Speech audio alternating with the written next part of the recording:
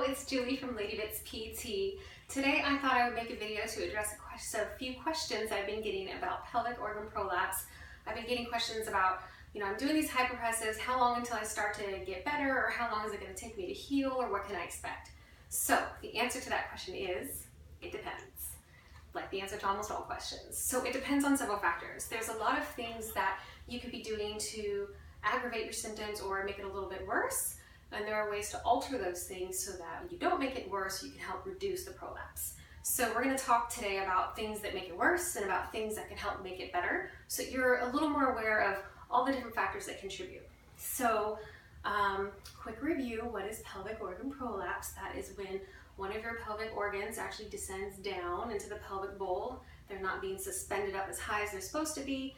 It could be ligamentous laxity, or maybe you've had a baby, a lot of downward pressure that comes with having babies, or possibly you've put on weight, or a long history of straining on the toilet, or lifting with the Visalo Maneuver. A lot of those things, all those things contribute to downward pressure on the organs. So you only have so much room in here. So the bladder is sitting right in the front, and then the uterus is just behind, assuming you're a lady. And just behind that we have a rectum. And so any one of those organs, the bladder or the uterus or the rectum, can just start to kind of go down. And so what can we do to make this better?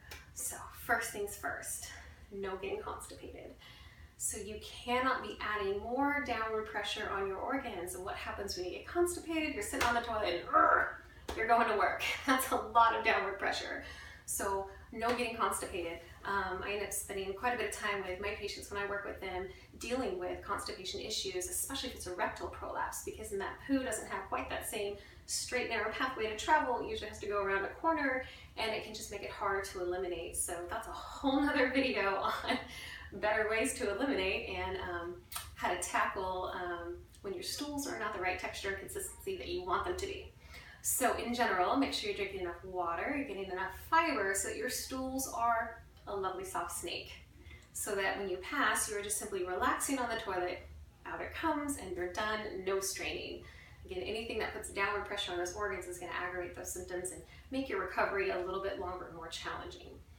So other things that cause downward pressure on the organs, any kind of straining, any straining at all. So let's say you've got little kids and you pick up your cute little 2-year-old, 30-pound child, and you go, ugh, as you pick them up, and you make that sound, ugh, as you pick up your kid.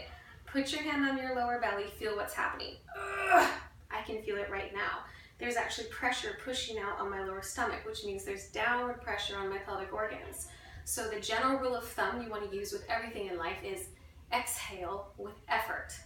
So if you're going to lift something, whether it's the laundry basket, heavy grocery bags, your children, furniture, I don't care what it is. If you're in the gym and you're lifting weights, if you have to close your throat and do what's called a Visalo Maneuver, where you make that sound, you should not be doing it. If what you're trying to lift is so heavy that you can't lift it while breathing, you shouldn't be lifting it. Get someone to help you. So that means your technique for lifting anything, whether it's heavy laundry basket or a child, or you're at the gym, is you're gonna inhale first, as I say, inhale to prepare, and exhale with effort. So just remember that with everything. Anything that takes effort, you're just gonna blow out, because we want the pressure out, not down. And with these pelvic organ prolapses, it's often that you have one for months and years and you're not even aware of it, and then suddenly you become symptomatic and you're feeling this heaviness, this pressure, a pulling sensation. It might get worse as the day goes on. You start off in the morning, you're feeling okay, and as the day goes on, it gets worse. Why? Why is that happening? You didn't do anything that special today that maybe you did yesterday, or maybe you did. Maybe you were on your feet a whole lot. You didn't get a chance to rest. Maybe you sat down and stood up 50 times that day, but when you stood up, maybe you stood up like this. Well, what just happened? Downward pressure on my pelvic organs. So before you stand up, just inhale first and blow as you go. You should feel a difference. You should feel as you exhale when you stand up. You should feel your deep lower abs turn on just a little and give you a little support and a little lift as you come up. So other things that can affect your healing journey is how much pressure is being place down on your stomach. So if you've got a young kid, you're holding your child on your hip and you're not paying attention to your posture and you're all over the place, there's no support there. So try to be really mindful of your posture. Think of your insides as a soda can or as a tube of toothpaste. It can only fit so much, it can only handle so much pressure. And you don't want too much pressure going down. So if you're gonna bend over to pick up your cute little one at home, or your grandchild, or your golf ball, or your bag of laundry, whatever it is, think about how you bend over. Because if you bend over just straight like this, you kind of think of your trunk as a tube of toothpaste. So if you're bending over this way, essentially we're squeezing all the toothpaste down. So instead, think about when you lift something off the floor, open your feet up a little bit wide and squat. So as you notice, I'm kind of turning my pelvis as I squat down. So what am I doing? I'm allowing my actual pelvis to support my organs that are in there. I'm allowing the bone to support them as I bend down and pick up this object. So think about really allowing these bones to support versus bending over them and pushing your organs down. So not to say that you have to spend the whole rest of your life squatting every time you bend over, but just be mindful when you're doing activities like picking up anything repeatedly. If you constantly bend over at the waist and you don't add a little bit more of a kind of a booty pop out and more bend in the knee. And again, you're going to exhale with effort. So as you bend down, I'll use this ball as an example. As you bend down, inhale. And as you stand up, exhale. And that's how you're going to pick everything up. Hopefully I wasn't too close to the camera and that worked out all right. So in summary, we want to avoid too much downward pressure. No straining on the toilet. Exhaling with effort. If you do find that you've put on extra weight, slowly and safely do try to reduce that so there's not too much pressure down there.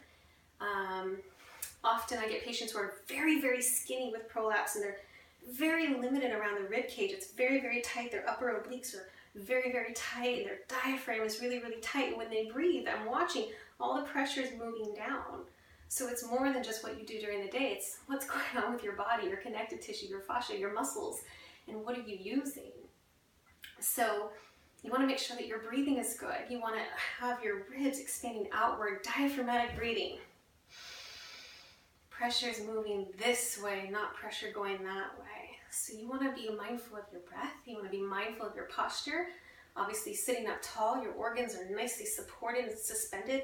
But if you sit all day slouching, what happens is just a lot more downward pressure. And even the angle of your pelvis changes. As you slouch, it comes this way. So everything has permission to just spill on out the bottom. I'm exaggerating a little bit, but I'm just trying to explain how I think about these things. So posture absolutely matters. And no straining, exhaling with effort, and avoid a lot of high impact. So you may notice if you love that trampoline class you go to, you may notice as you're jumping, you feel your insides sloshing up and down. So try not to do too much high impact. If you're a runner, you might benefit from a pessary, a little support during your favorite activities. I have patients that use pessaries and use them to do all their favorite activities so they don't have to stop what they're doing, but they have a little extra support inside, almost like an orthotic for your vagina. So you can put in a little pessary that your doctor fits for you, and you can use that during the activity that you love to do so much that you don't want to give up. So you have options, and just be mindful. Be mindful of how much you've been on your feet that day. What's wrong with laying down for 5 minutes? It'll feel good. Your body can rest and recover. And do seek the help of a woman's physical therapist or a pelvic floor physical therapist, because there's so much more involved in especially the fascia. And if you've had old scars from C-sections, those scars can be pushing down your bladder. There's a lot of other components that a PT can address and help you with, especially if you're struggling with your rib expansion. And especially be mindful of your favorite fitness classes. A lot of crunches and sit-ups and some of those hundreds can really add to the downward pressure. So find alternatives. There's so many great alternative core strengthening exercises that get those muscles nice and tight and firm without overdoing the pressure, or especially trunk flexion. That's a lot of downward pressure. So I'm not going to say don't do those activities. Find an alternative exercise that still strengthens your core, but doesn't add to the downward pressure. So you should be finding some of those exercises on this channel, and I'll be putting out more as time goes on. So that's a lot. I hope it's not too much. If there's any questions, please don't hesitate to ask. You can always find me at ladybits.com, and you can email me, Julie at ladybits.com, and like, subscribe, and share. Thank you so much. Have a great day.